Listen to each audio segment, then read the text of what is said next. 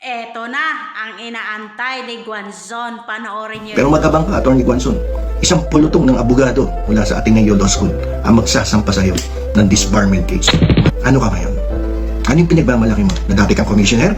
Dati kang mayor? Dati kang kongresista? Tingnan natin ngayon kung bubulagain ka niya next week. No?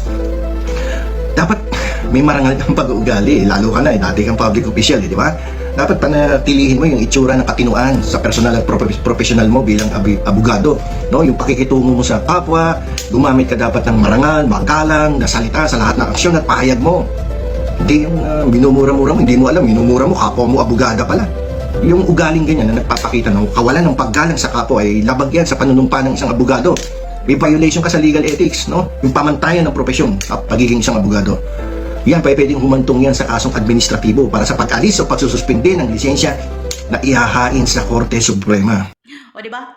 Abogada ka kasi. Dapat matino ang mga pinagsasabi mo, lalo social media. O, abang-abang!